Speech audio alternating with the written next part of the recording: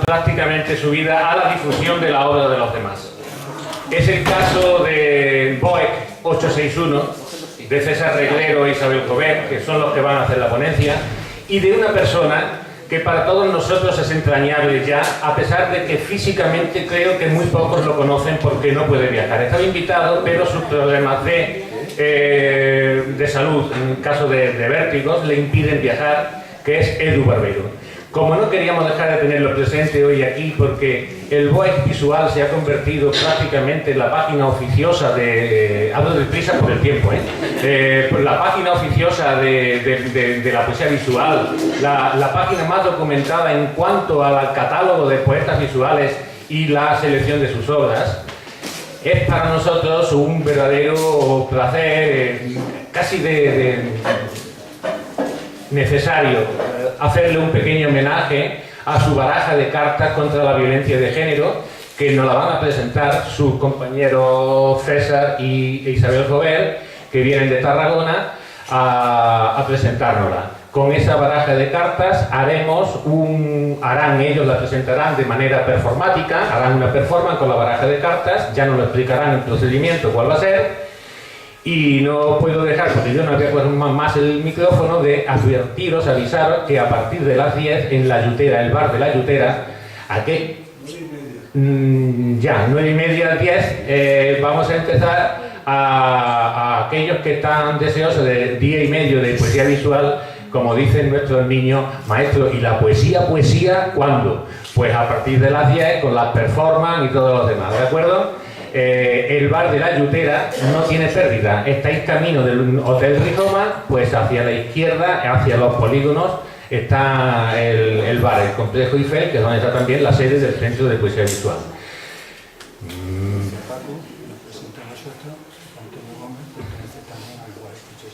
Muy bien, pues lógicamente pensaba decir lo que me sugiere César Reglero, que a César Reglero lo presenta don Francisco Peralto, y que al BOEC 861 también pertenece Antonio Gómez, que bueno, el señor Antonio Gómez está con nosotros en espíritu en todo momento y lugar. El don de la ubicuidad en poesía visual solo lo tiene Antonio Gómez.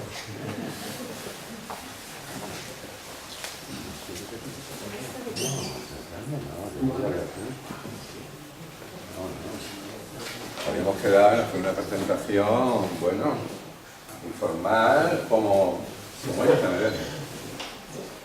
Isabel ha tenido un gran éxito porque la separata de Visual Libro que yo he puesto ahí son para regalarla, pero mañana cuando termine el acto. Pero la de Isabel ha volado.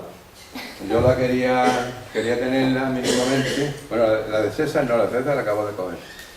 Hombre, para leer, pero tampoco mucho, pero en fin. De todas formas recuerdo que Isabel es la esposa de César, eso lo recuerdo. Y también sé que Isabel ha estado en la China, ¿verdad? Sí. Pintando y aprendiendo en Bélgica, que es licenciada en Bellas Artes y que es una de las escasas mujeres consideradas dentro del mundo de la poesía visual. Por supuesto, pues la ayudante, no sé si tanto monta tanto, pero en fin, de César. No tanto, monta tanto no. Bueno, yo claro, en fin, pues va. Ahí no llego. A esa profundidad de íntima no llego. Bien. Bueno, de Isabel tiene una bibliografía impresionante, ha expuesto en multitud de ocasiones de forma individual, tiene premios y una obra pues consolidada y muy amplia. César, me pasa algo por el estilo. César es psicólogo y tengo yo con él unas peleas estupendas por teléfono, cuando lo puedo oír, porque tiene unos líos con el teléfono y con internet tremendo. Y contigo, Paco. Y contigo, gracias. Bueno, César, ya lo ha dicho Tony Monterroso, lleva durante más de toda la década del entusiasmo, muchísimo más, liado con el BOE en soporte papel, que es un fanzine, y por supuesto con el BOE 861 en Internet. Gracias al BOE, pues durante toda la década pasada y lo que llevamos de esta, pues todos los que estamos en este mundo estamos perfectamente informados absolutamente de casi todo lo que pasa, de exposiciones, de publicaciones, de noticias de todo tipo. Tiene un fondo documental impresionante, hay incluso tesis doctorales completas, como la de Pablo del Barco, aquella que creo que si no la primera, casi la primerísima sobre poesía visual que se hizo en España, que se publicó. Y aparte de eso, aparte del BOE, naturalmente tiene una obra como poeta visual, pues también muy amplia. Una labor suya, también muy interesante, que creo que es pionero en ella, es el apropiacionismo. El apropiacionismo, bueno, para mí es una nueva palabra, todos los días estamos inventando palabras, creo que pocas cosas hay nuevas bajo el sol. Y la palabra apropiacionista pues no es más que lo que se ha llamado intertextualidad, copia, etcétera, etcétera, etcétera, ¿no? Bueno, el apropiacionismo. César empezó unos cuadernos en fotocopia, demostrando lo que es el apropiacionismo y apropiándose él mismo de obras de ciertos poetas. Entonces, cuando publicó 2 o 3 de aquellos cuadernos, que me los fue mandando rigurosamente, pues entonces aquello me encantó, porque vi que era una cosa nueva, una cosa muy interesante, y también porque yo estaba incluido ya, cosas como son. Entonces, pues le propuse que, bueno, que siguiera con el tema, que lo ampliara, que hiciera un estudio y que eligiera una serie de poetas españoles y que, si se dejaban, que él se apropiara de sus obras. De ahí nació el librito este, se lo publiqué yo, que es la antología apropiacionista de la poesía visual española, que creo que ha tenido un gran éxito. Él casi os puede hablar mejor, naturalmente, mejor que yo, sobre el éxito que ha tenido. Gracias a esta antología, esto se presentó en Uruguay, ha estado en muchos sitios. Y sigue siendo un libro, yo creo que en el tema este, de absoluta referencia. Y dicho esto, pues a mí me parece que ya los que tienen que hablar son ellos, que tienen que hablar, bueno, pueden hablar de muchísimas cosas, porque tienen una labor ingente y muy valiosa y muy necesaria para todos los que nos movemos en este mundillo. Y nada más. Ahí está Isabel y César e Isabel. Un aplauso para ellos.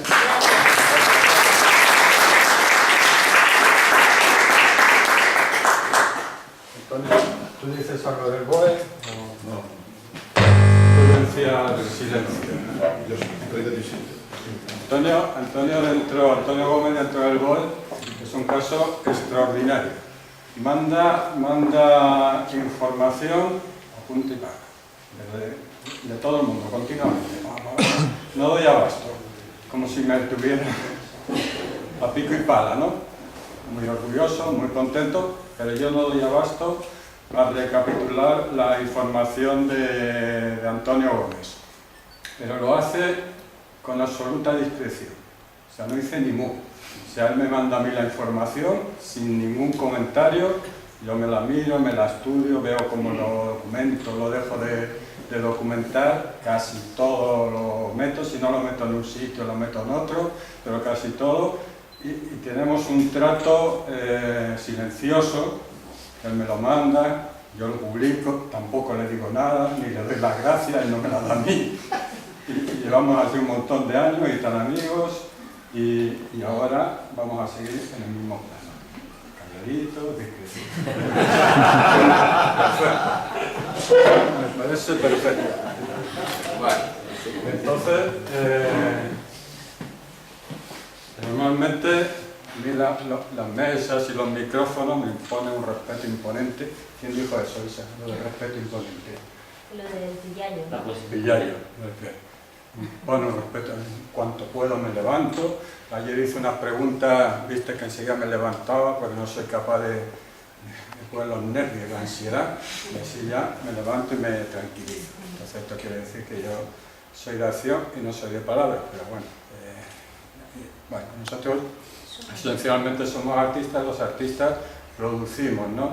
Era el caso de Pedro, no está Pedro, era el caso de Pedro y a su lado su compañero hablaba, Pedro hacía, ¿no?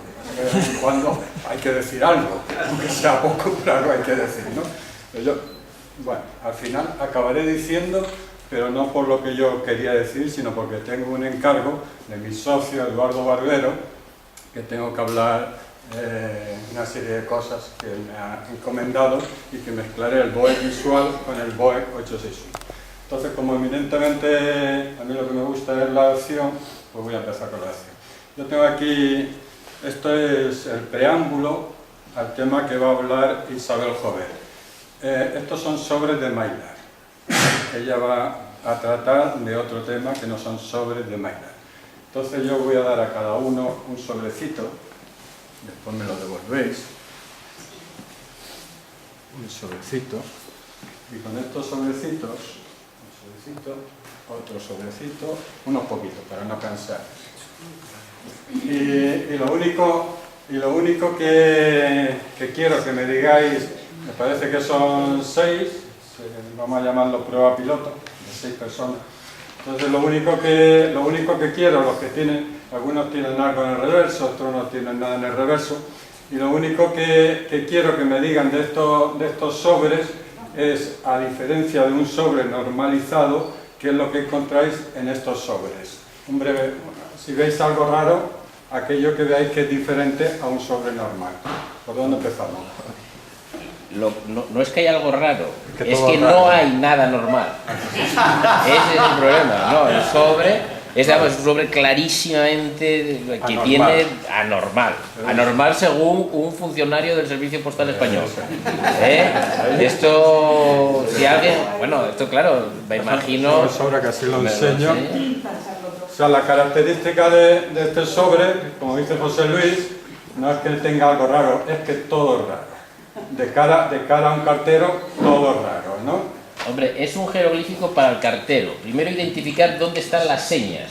Los carteros echan aproximadamente 1 segundo, 2, si no lo localizan le ponen el sello de desconocido y te lo devuelven. Ajá. Ese sobre está lleno de filatelia alternativa, está lleno de rubber stamps, sellos de goma, marcas identificativas propias del arte postal y mensajes cifrados. Cifrados en la superposición de engomados hay mensajes cifrados que el propio artista, el propio emisor seguramente comparte con el receptor, pero no con el intermediario vehículo canal que es el servicio postal. Y lo más normal, lo que es absolutamente fascinante es que esos sobres lleguen a destino. Bueno, a mí no me gusta hablar, pero ya lo... Es una gran economía de esfuerzo. Lo ha dicho casi todo. Ahora los otros 5 no sé qué van a decir. Llora. Moreno llora. Moreno llora. Sí. Venga, ¿qué decimos Bueno, de pues esto? se ve. Yo no voy a comentar, voy a ser solamente descriptivo. Dibujos, grandes rótulos, sellos de composición en teoría personal y en la parte fundamentalmente del remite o el reverso, pues hay también inscripciones, preguntas que quieren sugerir por detrás cierto comentario. A diferencia de lo que ha dicho José Luis Antonio, a diferencia, aquí la dirección se ve excelentemente. Es todo lo contrario, ¿no? Pero tanto uno como el otro, hombre, este crea más conflicto. Crea más conflicto porque el cartero en buena lógica debería cabrearse. Crea conflicto, pero si te das cuenta en esos sobres, a lo mejor en todos es lo mismo, el artista, a pesar de que trata de transgredir el vehículo postal, coloca bien los sellos, es decir, en la parte superior derecha, o deja espacio para la estampación mecánica, con lo cual eso yo creo que al servicio postal al cartero le cabrea más, porque si colocas el sello en la parte posterior donde está el engomado, pues se lo devolvían, pero no. Es decir, hay un respeto que a la vez es una burla, ¿eh? El artista también se burla del sistema postal. Ajá. Dice, a ver cuánto tarda este cartero en devolverme el sobre. Ajá. Vale. O sea, estamos dentro del terreno del mail art. Estamos dentro del terreno del mail art. No sé si me voy a enrollar mucho con el mail art, pues tenemos mucho trabajo. Me cuesta horrores hablar de toda la teoría. El mail art, a ver si soy capaz de decirlo en 1 minuto y 20 segundos. Un movimiento de artistas de todo el mundo que se comunican entre sí basándose en los servicios postales. Lo importante no es la obra en sí, sino la comunicación.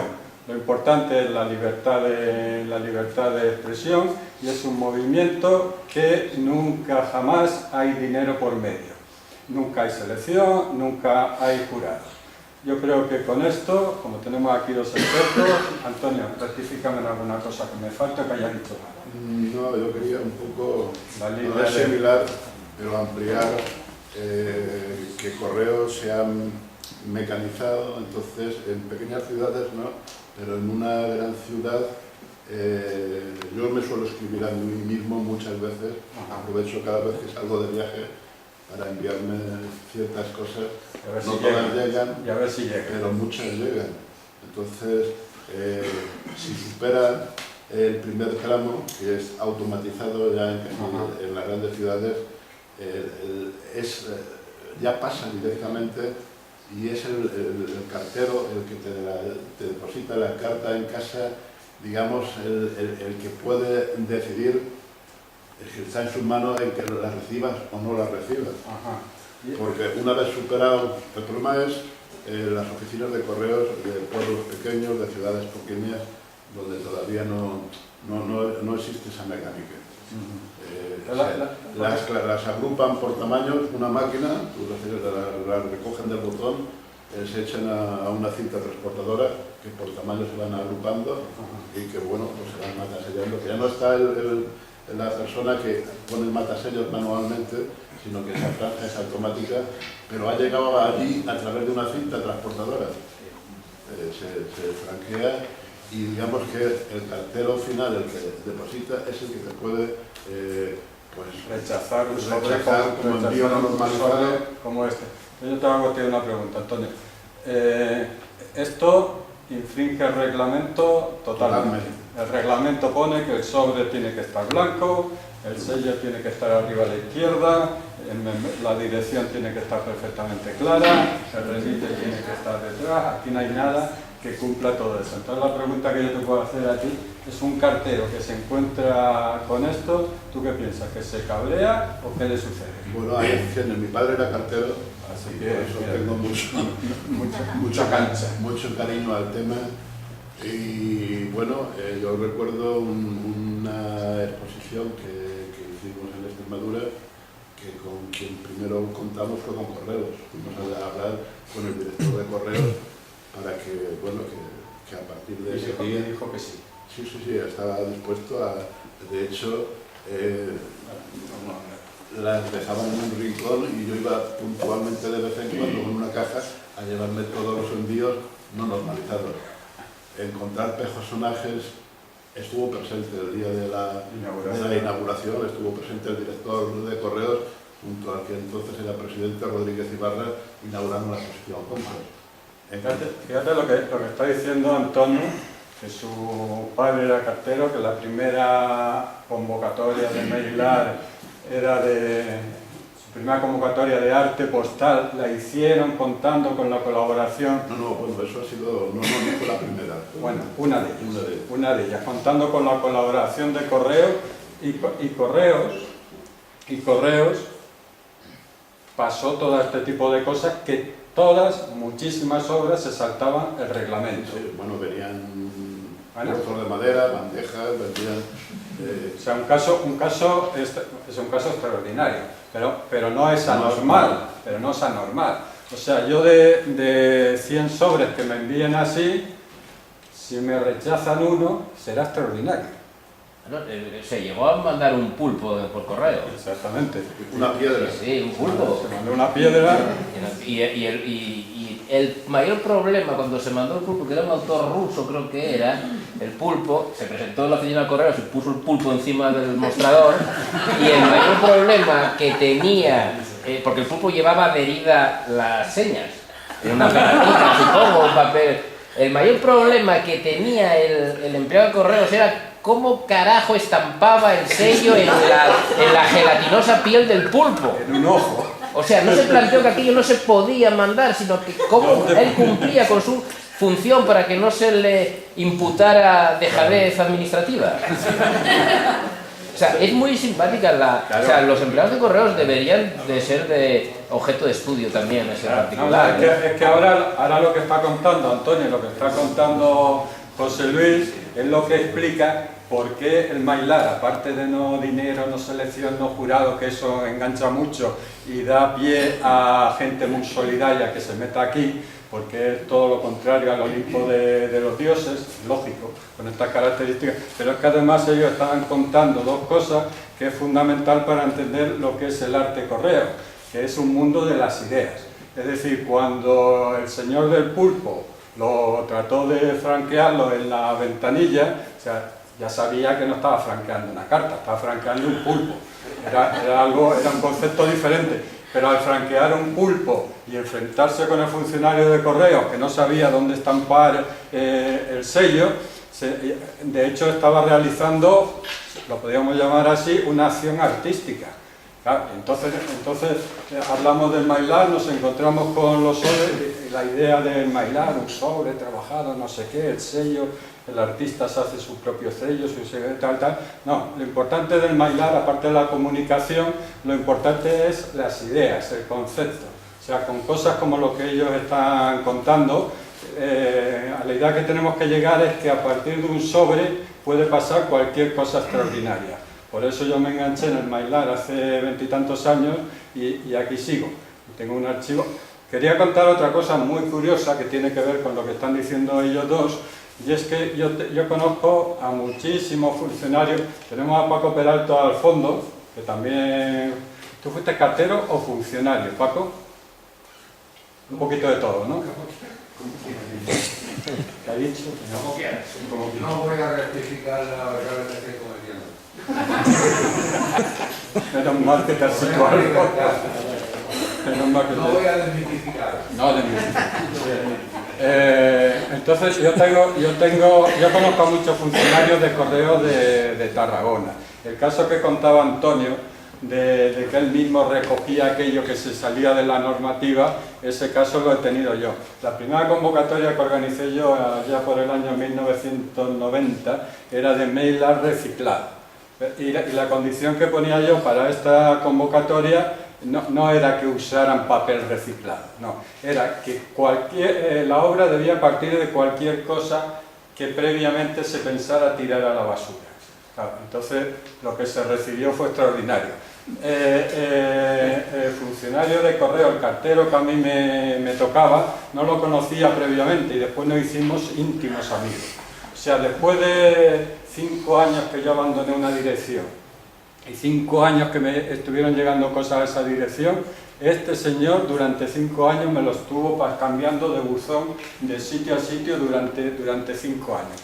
Pero el problema que tuvo es que empezaba a recibir cosas que le interrumpían el reparto normal de correo. Y entonces hice lo mismo que hizo Antonio. A primera hora, cuando yo ya sabía la hora que iba a salir, quedábamos en un sitio, recogía todo aquello que le molestaba y él seguía con su reparto normalizado. Para mí el mundo de correos, puede haber muchos conceptos y muchas definiciones, es el mundo de las ideas. El mundo lo importante es la comunicación, pero lo que más me atrae de esto, o sea, el hecho de que no haya dinero por medio también me parece interesantísimo, porque el hecho de, cuando es lo que habéis contado, diseño gráfico y diseño por amor al arte, ¿no? Cuando hay dinero por medio funciona de una manera, y cuando no hay dinero por medio funciona de otra. Cuando no hay dinero por medio, normalmente funcionas con mucha más libertad, y disfrutas más y haces lo que quieres hacer. Cuando hay dinero por medio, pues te tienes que condicionar. Bueno, pues en esto pasa exactamente igual. El hecho de que no haya dinero por medio es muy significativo. Dentro del Mailar, yo tengo un archivo museo de Mailar y puedo tener a lo mejor pues 100 100 profesores de Bellas Artes, o de academias, o particulares, o de universidad, o de instituto, o lo que sea. Puedo tener 100. Muchos de ellos son profesionales, ya son profesionales de arte, pero aparte pueden hacer exposiciones, pueden ser, hay unos cuantos que son cotizados, otros que son muy cotizados, pero cuando entran aquí se olvidan de ese tema. Únicamente no hay dinero por medio. Bueno, pues ese es el MyLab. ¿Y por qué siguen aquí si no tienen problema Antonio Gómez, por ejemplo? Antonio Gómez, cotizadísimo. No, espera, no tanto que se forre y que haya venido aquí con Mercedes y tal, pero una persona que es muy solicitada, recorre toda España dando conferencias, tiene un buen galerista que le lleva su obra, va a Arco, va tal. O sea, es una persona que dentro de este mundo tiene su nombre, bastante nombre. Podríamos decir, teníamos a Brosa, tenemos a Chema Amador, pues después viene Antonio Gómez, más o menos, por ahí va la cosa. Eso, se ha puesto colorado, no se nota porque tiene barba, no sale mal, pero es así. Y sin embargo él está dentro del MyLab y nunca lo ha dejado. El día que lo deje, porque el MyLab desaparece. Han venido los medios electrónicos y la cosa se sigue manteniendo el espíritu, pero tira por otro lado. Espero que hayáis cogido la idea de lo que yo entiendo del MyLab. Este de aquí, ¿queda algún sobre más? Otro más. ¿Queréis comentar algo de los sobres? ¿Quieres comentar algo? Pues es simplemente hablando de la idea, parece ser que lo que intenta expresar es ese sobre, que el pez grande es como chico. Eso está bien. Claro, aquí lo que tú, ¿cómo te llamas? Juan Ferrer. Lo que dice Juan, el pez grande se coma al chico, claro, es una idea, puede ser todo lo sencilla que quiera, pero mira, esto viene de Italia y a lo mejor ha pasado por 40 manos, hasta que ha llegado a... entre funcionarios, no funcionarios, el que lo ha visto, el que lo ha dejado de ver, sería otra faceta. El mensaje de este hombre a lo mejor hace una exposición y le vienen 4 personas, y a lo mejor circulando el sobre por el mundo pasa fronteras y lo ve mucho más gente que en una exposición. Otro tema que más de un mail artista lo tiene en cuenta. Y después el último que tenemos, ¿querías comentar algo? Vale. Pues no, que a mí me gusta mucho porque tiene los sellos individualizados y aparte tiene sus sellos normales, los sellos de Milán, y luego el matasellos. Yo creo que hay un momento en que el cartero se ha puesto a matar hasta los sellos que no tiene y luego se ha dado cuenta porque ha dejado de hacerlo. Tiene peculiaridades y particularidades, ¿no?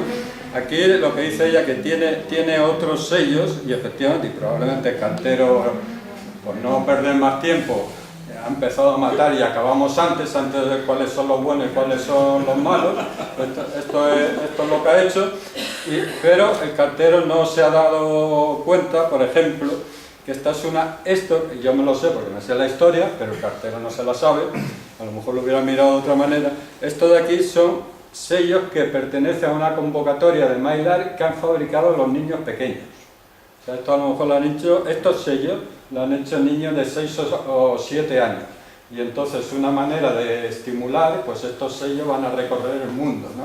Y después dentro, claro, una cosa es lo que tenemos en el sobre, que por cierto tiene mensaje y continúa por aquí. Yo tengo algunos sobres con un mensaje que hablan con el cartero. Es el señor cartero, César Reglero, vive en un pasaje un poco difícil de encontrar, perdone usted, disculpe, pero es una persona que es muy aficionado a esto, le ruego que tenga buena voluntad. O sea, es todo un mundo, eso es lo importante, que es todo un mundo, ¿no?